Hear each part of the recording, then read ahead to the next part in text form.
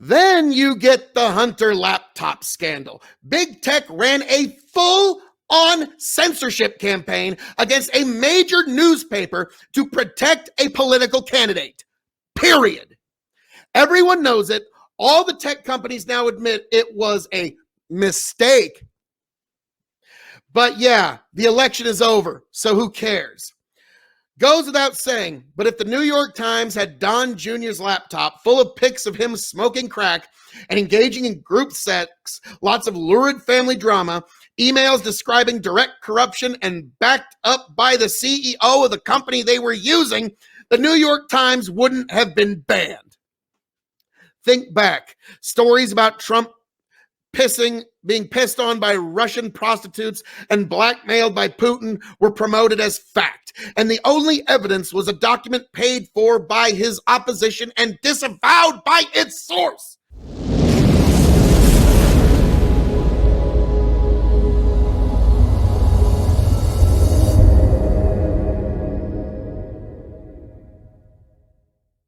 We're going to get into the first one.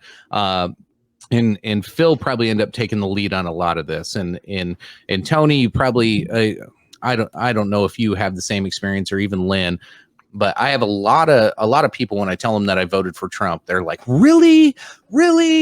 And they're like, so do you think this whole thing was like, about the election? Like, what do you really think? And I'm just like, hey, we're going to find out someday. One way or another, we're going to find out. And then they get like, really? You doubt there could be something wrong with this? And I'm like, hey, like, I'm not saying definitively either way. Things just seemed really fucked up. And it's really hard to explain to them why. Tony, Lynn, either of you had that experience, like, no matter who you voted for, anybody just like any skepticism of it just gets shit on? Most of the skepticism I catch is this, pretty like-minded people are usually like, yeah, how did he get the record lead of fucking votes that out of any candidate ever? Joe Biden, I mean, he got more than Hillary ever did. He got more than fucking, any candidate ever. That's why everybody was really kind of, that was the main skeptical thing. And then it just kind of derailed from there. And there was other little coincidences and stupid things that happened. And if you say something, you're fucking, you're a conspiracy theorist. I bet you think QAnon's real, you son of a bitch. It's like, you can doubt things and not be a fucking white supremacist. All right. I mean, that's just all I'm getting at. Yeah. Tony, anything on your end? No, I don't get hate from people because of who I voted for, because I voted for Joe Jorgensen. I just get eye rolls. Yeah, that's fair. And now, Chicken, when you say people say, yeah, I voted for Trump, they go, really? For me, when I say like, well, yeah, I voted for Trump, they go, really? What? No. What? I don't believe you. What? Like, yeah. So that's, So anyway, there were some really awesome tweet threads in the last week and a half, but this one was like the best. Phil's gonna explain to folks at home what all of us that are just like not wanting to have this fight or have this conversation, because most of the time you can't have it. But this was, I found safe to present on the show. So Phil, without further ado, sir. Yes, we figured that if Tucker Carlson can get away with speaking this truth on his show and still have a show the next day, we figure it applies to us as well. And so the glasses of extreme come on. But you might have heard this. It's by a creator called MartyrMade, and this was posted on the 8th of July on Twitter. Let's get into it. This is, according to MartyrMade, this is quite the bit of content. Strap in, folks. I think I've had discussions with enough boomer-tier Trump supporters who believe the 2020 election was fraudulent to extract a general theory about their perspective. It is also the perspective of most of the people at the Capitol on January 6th, and probably even Trump himself. Most believe some or all of the theories involving midnight ballots, voting machines, etc. But what you find when you talk to them is that while they'll defend those positions with info that they got from Hannity or Breitbart or whatever, they're not particularly attached to them. Here are the facts, actual confirmed facts that shape their perspective. 1. The FBI spy and etc. spied on the 2016 Trump campaign using evidence manufactured by the Clinton campaign. We now know that all involved knew it was fake from day one. See Brennan's July 2016 memo, etc. These are Tea Party people, the types who give their kids a pocket constitution for their birthday and have founding fathers memes in their bios. The intel community spying on a presidential campaign using fake evidence, including forged documents, is a big deal to them. Everyone involved lied about their involvement as long as they could. We only learned the DNC paid for the manufactured evidence because of a court order. Comey denied on TV knowing the DNC paid for it when we have emails from a year earlier proving that he knew. This was true with everyone, from CIA Director Brennan to Adam Schiff, who were on TV saying they'd seen clear evidence of collusion with Russia while admitting under oath behind closed doors that they hadn't. All the way down the line, in the end, we learned that it was all fake. At first, many Trump people were worried there must be some collusion because every media and intel agency wouldn't make it up out of nothing. When it was clear that they had made it up, people expected a reckoning and shed many illusions about their government when it didn't happen. We know as a fact, A, the Steele dossier was the sole evidence used to justify spying on the Trump campaign. B, the FBI knew the Steele dossier was a DNC operation. C, Steele's source told the FBI the info was unserious. D, they did not inform the court of any of this and kept spying. Trump supporters know the collusion case front and back. They went from worrying the collusion must be real to suspecting it might be fake to realizing it was a scam. Then watched as every institution, agencies, the press, Congress, academia gaslit them for another year. Worse, collusion was used to scare people away from working in the administration. They knew their entire lives would be investigated. Many quit because they were being bankrupted by legal fees. The DOJ, press, the government destroyed lives and actively subverted an elected administration.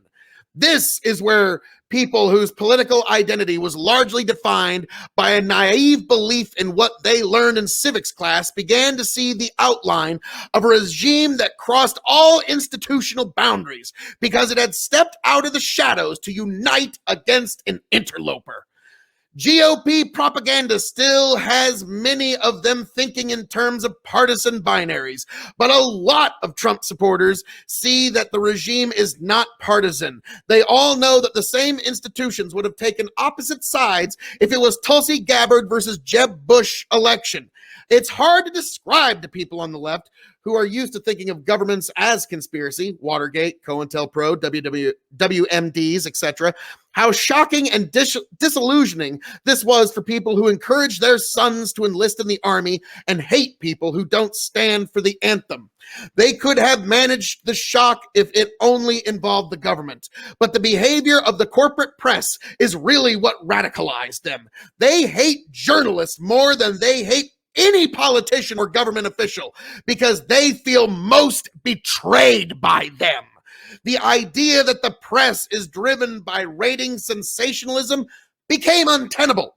If that were true, they'd be all over the Epstein story. The corporate press is the propaganda arm of the regime they now see in outline. Nothing anyone says will ever make them unsee that. Period.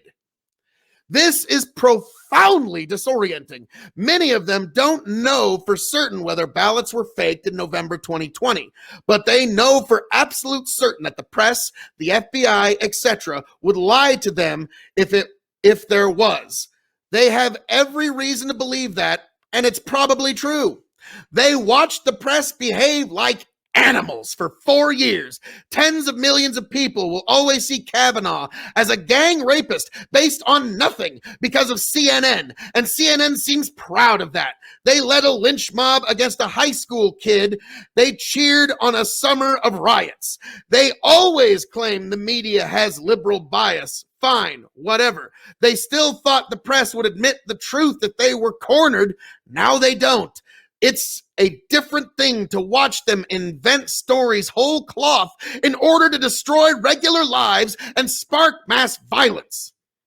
Time magazine told us that during the 2020 riots, there were weekly conference calls involving, among other things, leaders of the protest, the local officials who refused to stop them, and media people who framed them for political effect.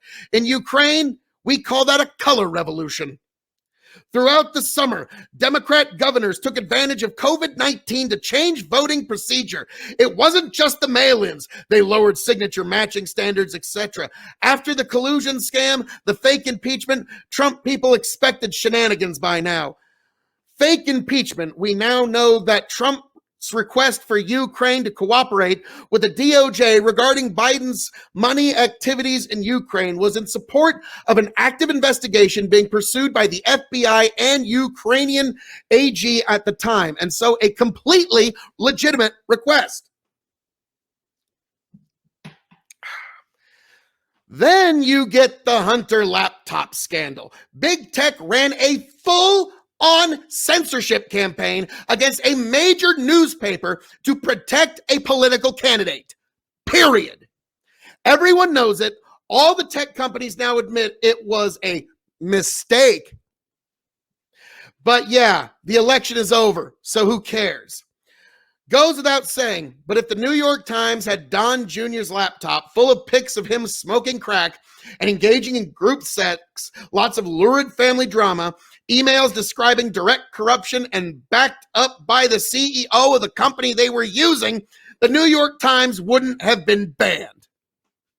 Think back. Stories about Trump being pissed on by Russian prostitutes and blackmailed by Putin were promoted as fact. And the only evidence was a document paid for by his opposition and disavowed by its source. The New York Post was banned for reporting on true information. The reaction of Trump people to all this was not, no fair. That's how they felt about Romney's Binders of Women in 2012. This is different. Now they see correctly that every institution is captured by people who will use any means to exclude them from the political process. And yet they showed up in record numbers to vote. He got 13 million more votes than 2016, 10 million more than Clinton got. As election night dragged on, they allowed themselves some hope. But when the 4 critical swing states, and only those states, went dark at midnight, they knew. Over the ensuing weeks, they got shuffled around by grifters and media scam artists selling them conspiracy theories. They latched onto one, then another increasingly absurd theory as they tried to put concrete name onto something very real. Media and tech did everything to make things worse. Everything about the election was strange. The changes to procedure, unprecedented mail-in voting, the delays, etc. But rather than admit that and make everything transparent, they banned discussion of it, even in DMs. Everyone knows that. Just as Don Jr.'s laptop would have been the story of the century, if everything about the election dispute was the same, except parties were reversed, suspicions about outcomes would have been taken very serious. See 2016 for proof. Even the court's refusal of the case gets nowhere with them because of how the opposition embraced mass political violence. They'll say with good reason, what judge will stick his neck out for Trump, knowing he'll be destroyed in the media as a violent mob burns down his house? It's a fact, according to Time magazine, that mass riots were planned in cities across the country if Trump won. Sure, they were protests, but they were planned by the same people as during the summer, and everyone knows what it would have meant. Judges have families too. Forget the ballot conspiracies. It's a fact that governors use COVID to unconstitutionally alter election procedures. The Constitution states that only legislatures can do so, to help Biden to make up for a massive enthusiasm gap by gaming the mail-in ballot system. They knew it was unconstitutional. It's right there in plain English. But they knew the cases wouldn't see court until after the election. And what judge will toss millions of ballots because a governor broke the rules? The threat of mass riots wasn't implied. It was direct. A, the entrenched bureaucracy and security state subverted Trump from day one. B, the press is part of the operation. C, election rules were changed. D, big tech censors opposition. E, political violence is legitimized and encouraged. F, Trump is banned from social media. They were led down some rabbit holes, but they are absolutely right that their government is monopolized by a regime that believes they are beneath representation and will observe no limits to keep them from getting it. Trump fans should be happy he lost. It might have kept him alive. The end. Woo! Nelly! There is more truth bomb there than can be addressed in just a few sentences. So there you have it right there, though. Like that summed up the last couple years and everything that's gone on. And no, Jeff Peskoff, not crying the guy lost. If it was enough to trigger the comment section into a nuclear meltdown. Yeah, apparently. Jeff's my guy, man. He's my dude. How'd Bernie do, by the way, Jeff? Anyway. Yeah, he's the cuck of the Democratic Party now, isn't he? Anyway. But yeah, so that was an excellent thread written by MartyrMade. It was read on Tucker Carlson, but I thought it needed just a little bit of that Phil je ne sais quoi for all of you beautiful people. I really had to. Yeah, it's it is the year of our Lord 2021, and we are moving onward and upward to all of the beautiful things that are this year, and we are soon moving on to Phil KOE 2024. So, folks, yes. You triggered Jeff. I love it. That's not hard. Jeff, welcome back to Facebook. Waking up is triggering Jeff, so that's not. He took a Facebook hiatus. So, gentlemen, what are your thoughts? I think I've said quite a bit there. Yeah. First off, I do remember saying drink when you said constitutions. Now we got to drink. 12. Yeah, definitely. We got to drink. Let's just take like 3 drinks. I'm sure he said some other words in there in the middle of all that. I mean, I got muted when I said drink. Yeah. I started laughing. I saw you giggling. He wasn't the only really good Twitter thread I saw this last week. Zuby, you guys know who Zuby is? He had the 20 things he learned through the pandemic. Oh yeah. That was a really good thread. Maybe we'll save that for the post show to read through. But there was a lot of things about how much of America is just willing to just give up all their rights for authoritarian regimes to just, tell them what to do and not have to, have any thought of their own. And this kind of goes back to the Sam Cedar, jumping in on Crowder and H3 thing, because the whole argument was H3 was like, well, the experts say to do it, so just fucking do it, brah. Like, you don't have to question authority, brah. Just, they say stick a needle in your arm, just do it, brah. Like, it's just really irresponsible for a content creator or anybody that has a large following like Ethan from H3 has to just say shit like that. Like, I get his audience was probably like, yo, I'll stick a needle in my arm, bro. What are you gonna put in it? I don't care. Just do it, bro. Like, the world is a gross place, and that's pretty much what Zuby just like lined out 20 things of. Yeah, and he fucking nailed it on every point too. Yeah, and I was on a panel not too long ago. It was on Twitch, and there was one guy that was saying he would want information that is correct but not verified, he would want it censored. And I was like, my God, what the like? Until the information is absolutely verified by the official sources, he would want it completely just censored. And we were talking about the lab leak theory, and I was like, so what if that ultimately turns out to be true? Would you want that censored until it's verified? And he said, yes, I would. And I was like, wow. So you would want the actual factual truth to be censored until it's there. Wow. Okay. And that's why when you're a free speech advocate, you generally don't have to worry about being called a hypocrite too often. Yeah, typically not. If you're curious, you want to read ahead on the Zuby thing while watching the show, here he is on the screen here. So at Zuby Music, but he goes through quite a pretty long list here. And I think both the left and the right would agree on a lot of these. He might have contention with some of the points on here, but I thought it was pretty base take. Pretty base. Okay, like Urasama here, this brilliant philosopher king just dropped something that I really need to just drop right now. Do it. And this is really you just summed it up perfectly there, Urasama. People should be able to spread false information. Otherwise, we need to allow untrustworthy people to decide what is true.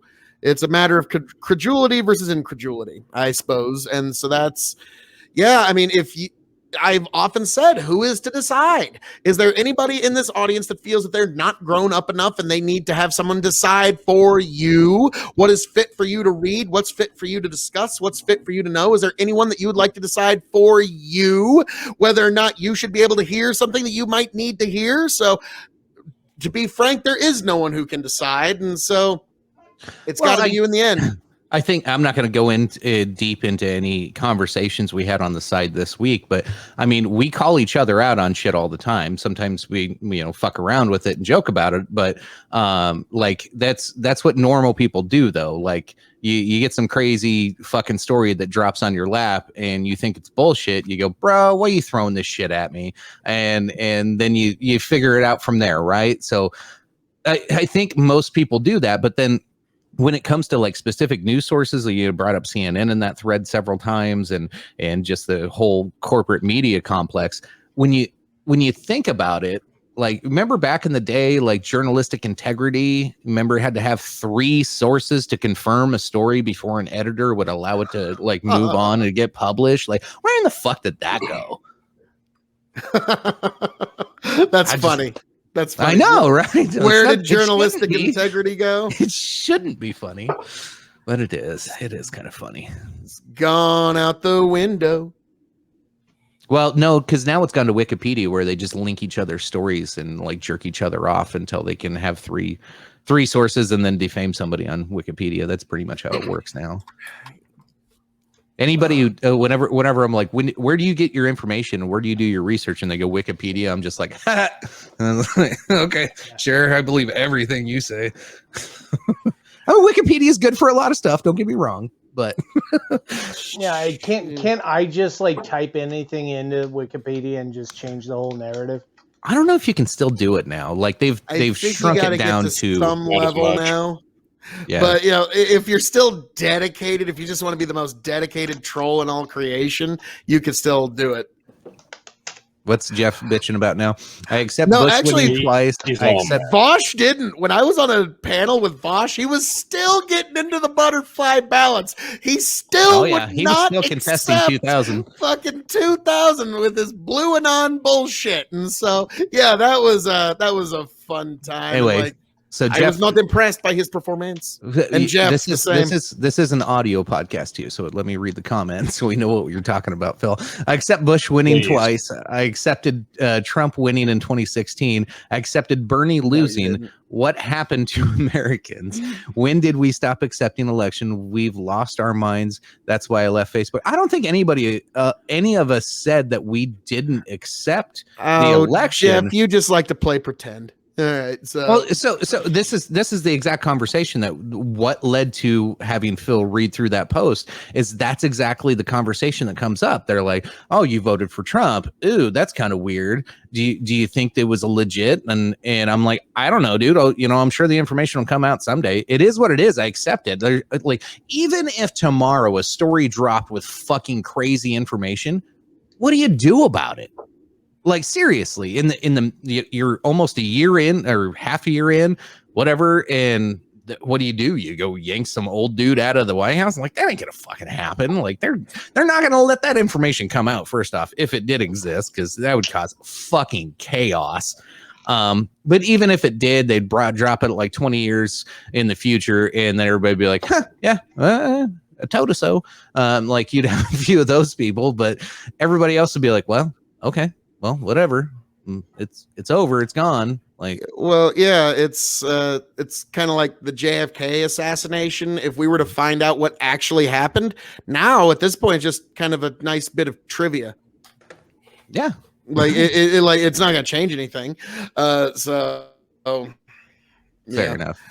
So Yank was right. It's kinda like Y'all that need little- to drink. I've been keeping up. Yeah. All right. Yep. We got drinks. That's a few drinks. All right. It's a lie, and I think you'll find most people know, but they just don't mind. Like, yeah, it's kind of like my little ditty from back in November. Yo, Diddy. Everybody loves a Diddy. All right. So, on that note, Chicken, I believe you've got actually, Tony, is there anything you'd like to add here, T? He's been kind of quiet. No, I think that it's more infuriating that people get mad about other people, whether or not they accept the election results. Does it matter at this point if Exactly somebody else doesn't accept it? Why is it so important to individuals that somebody else agrees that it was not rigged? Why does that matter? I know. It's Why? one of the most important things, actually, because government can only govern if it has one thing: credibility. The minute any government loses credibility, well, and you can see how things are starting to escalate. So yeah, like any government, think of any time that the government got toppled, wherever, like whether you're thinking of like Libya or wherever, their government lost credibility with their people. In Egypt, they lost credibility with their people. In Syria, there's some questions of credibility with their people. When the USSR collapsed, they had lost credibility with their people. If you question the credibility of the election, you question the credibility of that government to even govern. So that is why the left has to, no, you must accept it. Like it is the most. I don't think most thing. Individuals think that way, though.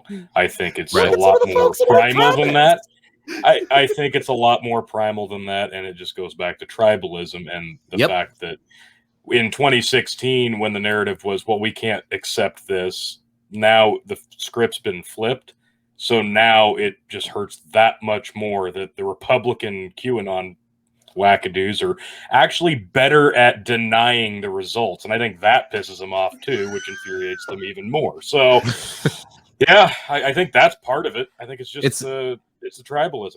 It's the desire for you to have control over others. It's the same thing through the whole mask thing where you had all the Karens freaking out on people for not wearing masks and making a big public scene. They want control over other people and they want you to submit to what they think is right. Don't give a fuck about what you have going on. No questions asked. It is you follow the rules or damn you, you are a white supremacist. Ah! Like that's like. They'll find any Easter-ism to try and stick on you. It's somebody who doesn't want to. It's somebody who wants everybody to be controlled and just fall in line. Which I get it. I get that primal urge of like, hey, let's just all do what we're being told and move along. But you always have that guy that goes, are we doing what we should be doing? Like, if we did it this way, maybe things would be a lot better. And yeah, people get pissed off at that. Sometimes that guy's wrong. Sometimes the guy's like, hey, stop doing the assembly line. I would rather, tinker with other parts and, fuck around and and waste a whole bunch of time. Yeah, fuck that guy. But like, I get it. People just want to go, well, this has always been the status quo. Let's live with this, and everybody will be, alive and well tomorrow, until you're not. And until, all your rights have been taken away, which slowly have been eroding over the last 10, 20, 30, 40, 50 years. Yeah, that really just depends on where you want to start that particular clock from ticking. But yeah, it's ain't easy living a lie. God, Urasama just dropping the truth bombs. He's tonight. on fire tonight. God damn! First he hit the poem of the week at KOE Nation on YouTube, and now he's just dropping Philosopher King bombs all over the place. Like, god damn. So Urasama says, I think people get so angry about not accepting the election because deep down they know it's bullcrap. And no, I didn't see the end of that one. And no, they can't admit it. It ain't easy living a lie. Yeah. Maybe. Hey, I just got to make a quick little thing. Is like when he throws a little emoji in the middle of his comment, fucking tits, dude, tits. Tits. I'm not sure what this one was in response to, but that one's interesting. Yeah, I have no idea what that's supposed to be. That has to do with the mask thing, I think. Maybe. Oh, Maybe gotcha. you can elaborate. Yes. But the thing is, if you were vaccinated, you wouldn't die. That's right? that. Well, no. So that's a good example. If it is about the mask thing, you're making huge assumptions, major assumptions. Like the facts have laid themselves out pretty goddamn clearly. A lot of people read them early, but if that is the assumption that if you ran into somebody not wearing a mask and you freak out and have a Karen moment because somebody else isn't wearing one, and you demand that they put one on with no regard, care, concern, or questioning of that other person's reasons for not wearing one, you're irresponsible at that point. But society, corporate media really push the opposite of that. You don't have a right to not wear a mask or be free in your own persons and in some people's fucking instances in their own private property. Fourth Amendment's been getting a big steamy shit on it in the last 24 months. Let's be frank. Fourth Amendment's always been bullshit. Oh yeah, it's always been progressively getting worse and worse, and they've been chipping away at the Fourth Amendment for years. But now with this last particular push, we're supposed to be secure in our persons and our papers when we travel about, and now we're very close to it. Do you have your papers with you, citizen? We're getting very close to that, and so that we were never supposed to be a nation where you have to have your papers with you at all times, and yet here we are. Yeah. Yeah, where I was kind of getting with what I was talking about was, yes, if you've been vaccinated, then you shouldn't wear a mask. That's what Biden says. So where I'm getting at here is, if you didn't get vaccinated and you still choose to not wear a mask, you're gambling. That's fine. But the only people you're hurting are the other fucking. Wear masks. You're hurting the other people that don't want to wear masks either. So in the mask wearing people should be, kind of betting that the guys were fucking wrong the whole time, and the people that are not wearing masks will all die off, and y'all be fucking happy because all the fucking assholes are gone, right? Allegedly. So just let people not wear masks that in a video choose game. not to. In my opinion, just let them go. In my opinion, that's the good. There we go. In his opinion and in a video game. Let me throw them caveats in there. This is not a factual statement of the Dog and Chicken Show. Because we don't want to get canceled on Twitter or the Facebook or the fucking. I don't know if these are all jokes, people.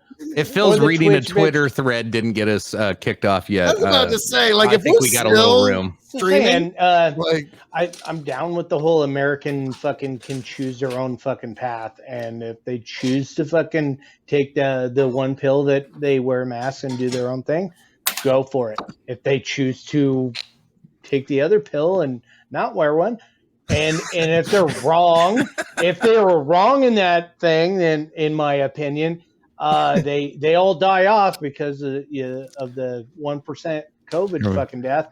They chose to live that way, and it's the American right. Add a context moment here for Peskov. Is it though? Yes, Lynn. I want all the non-vaccinated people to die, says Jeff Peskov, not representing Doug and Chicken Show in any way. I mean, why not? I mean, they chose to not wear their masks and they choose not to get vaccinated. So let's kill them all and let God sort them out, right? Or not. In a video game. In a video game. Of course, in a video game. And the new Halo coming to the Xbox here in the fall. Well, All right. folks, enjoy the final episode of the Dog and Chicken Show. It's been a great run, guys. It's been a great Very well could be after all that. We can't talk about any of that kind of shit. Yeah, we got to be careful. I do have a vaccine story to pull up later. Now I'm kind of debating on it now. The way this conversation's going, we may. I know, but it's like you can't actually just say what you're thinking anymore. Because no, you can't. That's the fucking. It's self-censorship. They want self-censorship, and we have to play by those chilling rules. Effect. There you go. Yep. Here. I'm sorry, you guys probably got fucking banned. Josh had a couple of comments about mask agenda and social distancing and masks and now vax and how this is conditioning. Yeah, it is. It is self-censorship. It's not only self-censorship online, it's self-censorship in public because you don't want to be looked at as the guy that walks around Walmart not following the local rules. Like, it is social conditioning, and everybody's like, probably most people that would read those Josh comments earlier would probably be like, oh, he's a conspiracy theorist. But no, like that is literally what is going on. That is truth. Jeff Peskov says, tell me one right. Tell me one right. Exactly. Tell me one right. We've lost that right. We've lost the right to have free speech on social media. We can't actually talk about a lot of this stuff unless we throw in an allegedly or make a fabricated video game story about it, which we wouldn't do. So we do a lot of fabricated video games. About stories. The new Halo that comes out in the fall, the new Halo of that's what I was talking about earlier. So don't cancel us. Can take your right to but it's a public platform, but it's a private company. But like seriously, where are conversations taking place? They're taking place online because you're not allowed to talk in public anymore because you must stay 6 feet away from each other and you can't hear anybody through that goddamn mask. But in a video game, but yeah. Anyway, the government hasn't stopped you. Private industry has. They are an arm of the government. How can you not see that by now? Anyway, I don't know. Hang on. No. Hang on. Let me just take this for a quick second. Actually, the websites that we're talking about, they gobble up massive amounts of taxpayer subsidized bandwidth to just make it through a single day for their actual business operation to even continue. So the idea that you're going to call it completely private when we're getting a lot closer to public utility is very disingenuous by pretty much anybody that argues that on the left. So what a shock that we're going to get disingenuousness from Jeff. What? I don't believe it.